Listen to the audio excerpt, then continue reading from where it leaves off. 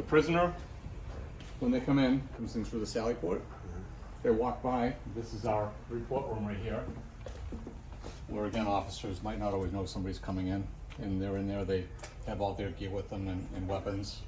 So the person comes in through the back door here, comes down the hallway. This is a working office here as well. Then they come into the working room. And they'd be seated right here on the bench.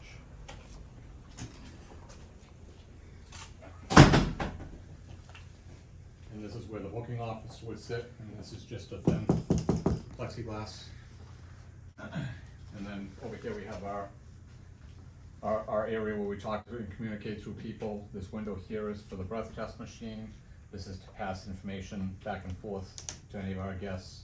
What you can see, it's very flimsy. Cell number 2 has a camera that's broken. We can't get parts for it anymore to monitor a prisoner from.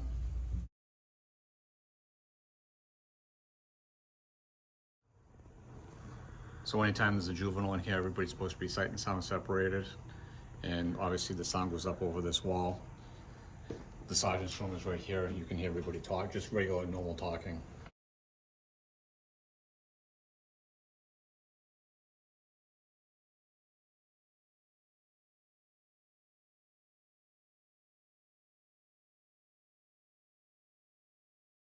This crack right here is new. And you'll notice it goes basically ceiling to floor.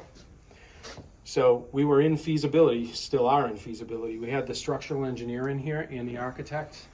And what's concerning about this is you notice it comes right through the mass of the block. It doesn't just follow along the seam. And what they're afraid, and there's another one over by Sergeant Hannafin's desk, what they're afraid of is that the footings underneath have worn away.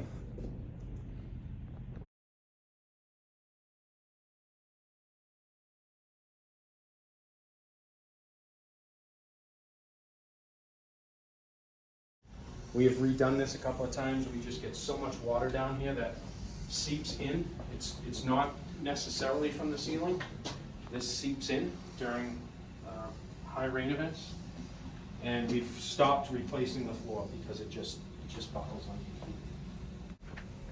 We get a lot of moisture in here. And this is our main panel that runs all the electric in the station. We have a leak up in the roof, up in the old roof.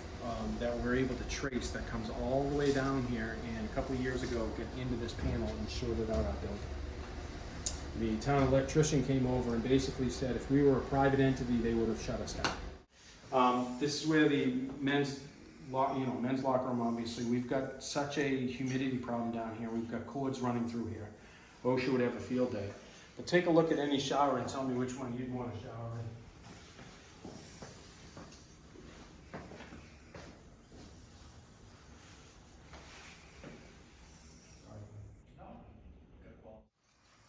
And what happens is the officers put their equipment in here, they go on 2 days off or they go on vacation, they come back and this stuff is moldy. Call this the weeping wall. So we get water that comes in from the HVAC. You can see it's terrible. So we might do new officers with taser training when they're in here for 10 minutes. We might do practice dummy drags or handcuffing, but we're in and out of here in a short amount of time because you don't want to be breathing all this. We still get a very bad sewer smell that comes up through the building. You can smell it in here. Those pipes weren't properly sealed. When the plumber found it, when we brought the plumber down and opened this door and turned the light on, when I tell you the entire room was covered with sewer flies right through our building. If you get that smell right now, that comes up through our building periodically. What the plumber has told us is that when the building was built for the police station in '92. Whatever they did for the plumbing, we're on town water and sewer, but we have a holding tank. The holding tank was installed upside down. So all those solids have to go in and fill to a different level than they should have, and it pushes the gas up through the building. Not very pleasant.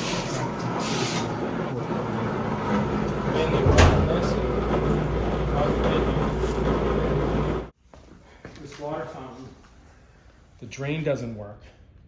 But what happens is that sewer gas I was just talking to you about comes right up through here. What happens in the winter time is we get frost heaves in here, and the ice will actually come in and rip apart that windowsill. And so all the water gets in behind the wall and runs down into the captain's office. So if we were to try to even renovate this, number one, it's too steep. Number two, it's not in a fire-rated enclosure. If it were to go in a fire-rated enclosure, the doors off of the front porch are out of compliance with the fire code to the door to my administrative secretary's office because they're too close. So that whole area down there would be a problem. Here, this is the old attic, and the railing doesn't go all the way up, so that's a problem, but be careful on these stairs. And just be careful where you step.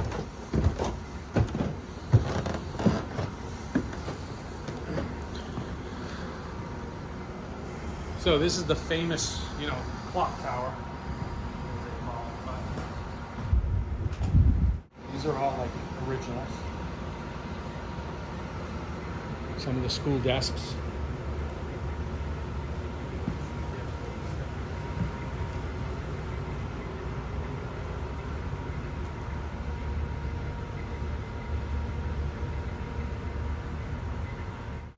So individual units have cages in here where they can keep their supplies.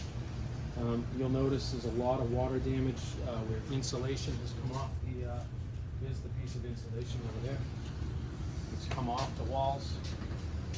We've got a ton of water damage on the floor. That's from roof leaks. You'll notice in that corner there's some plastic that's covering up some car seats. We get car seats on a grant that we give out to the community. Some of the boxes got ruined, but we were able to save the car seats. A lot of what's up here is public record. Okay, so these are like all the logbooks. Best practice, they should be in humidity controlled rooms with, I believe it's 2-hour fire rating. So God forbid a fire ever happened.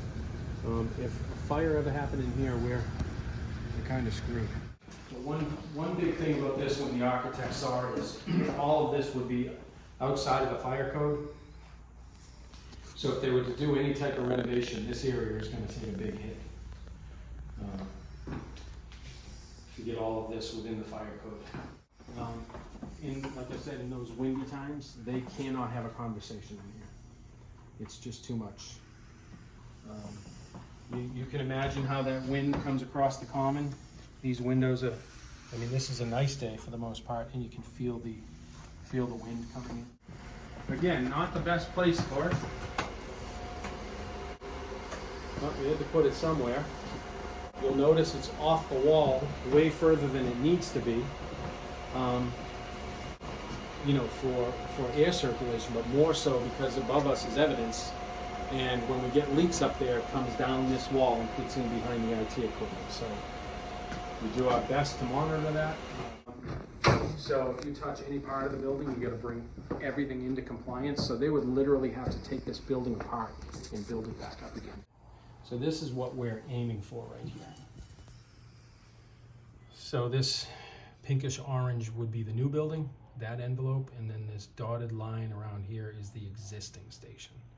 So we're in the process of trying to rezone this open space so that we can do, a full design. But right now, this is kind of where we're leaning with the architect. So they came in, they did a space needs assessment and said, okay, you need a building that's roughly 36,500 square feet. We need 2.7 acres for this to work. This is how potentially it would look.